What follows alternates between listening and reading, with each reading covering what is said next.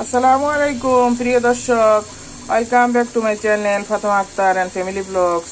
আশা করছি আপনারা সকলে ভালো আছেন, আল্লাহর রহমতে। আমিও ভালো আছি আল্লাহর রহমতে, আলহামদুলিল্লাহ। প্রিয় দর্শক, দেখুন চুলায় মুরগি রান্না করা হচ্ছে। দেখুন, এটা একটা এই যে ব্রয়লারের মুরগিটা আমি প্রথমে হলুদ, তেজপাতা, আদা বাটা, রসুন বাটা দিয়ে পানিতে 20 মিনিট সিদ্ধ করে নিয়েছি। এরপর আমি ব্লেন্ডারে আদা, রসুন, পেঁয়াজ, গোলমরিচ, জিরা সব কিছু ব্লেন্ড করে নিয়েছি।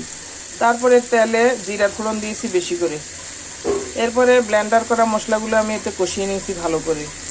কষানো হয়ে যাওয়ার পরে আমি অল্প একটু পানি ছিল, এই অবস্থায় আমি এই হাঁড়িটাতে মাংসটা সিদ্ধ করেছিলাম 20 মিনিটের মতো।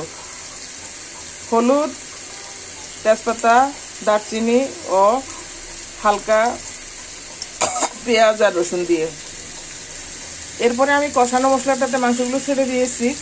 দেখুন দর্শক, আর রান্নাটাতে আমি এই যে মিষ্টি কুমড়া ব্যবহার করব, আলু দিয়েছি একই সাথে সিদ্ধতে, মাংস সিদ্ধের সময়। এখন এটা কষিয়ে নিয়ে ভালো করে।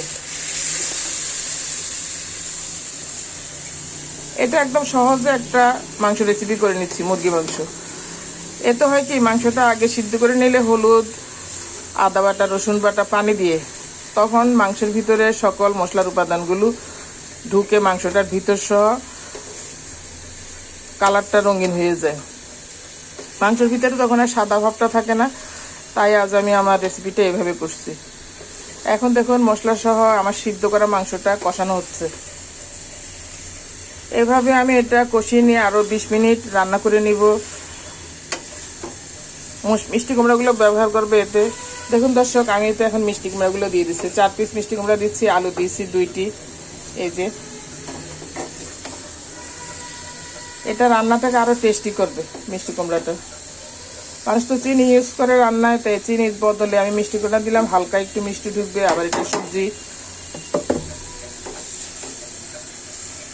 দেখুন কালারটা কি নাইস হয়েছে।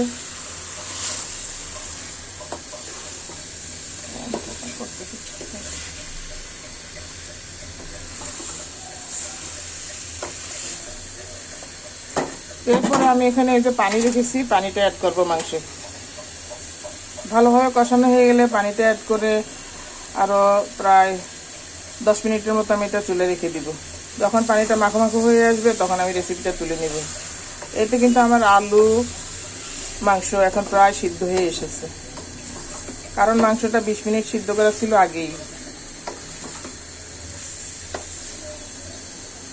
আরেকটু বাড়ো।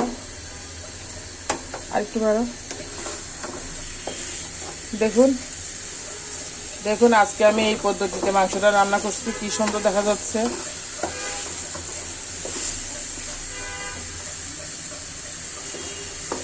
আলু আছে, এই যে আলুর পিসগুলো আমি এমন দিয়েছি, মুরগির সাথে সিদ্ধ করে নিয়েছি। 2টা আলু আছে এতে, এই যে। আর মিষ্টি কুমড়া দিয়েছি 4 পিস। প্রিয় দর্শক, আমার রেসিপিটি ভালো লেগে থাকলে আমার চ্যানেলটি সাবস্ক্রাইব করুন, লাইক করুন, কমেন্ট করুন। আমি গরুর মাংসটা এরকম করে অনেক সময় সিদ্ধ করে রান্না করি।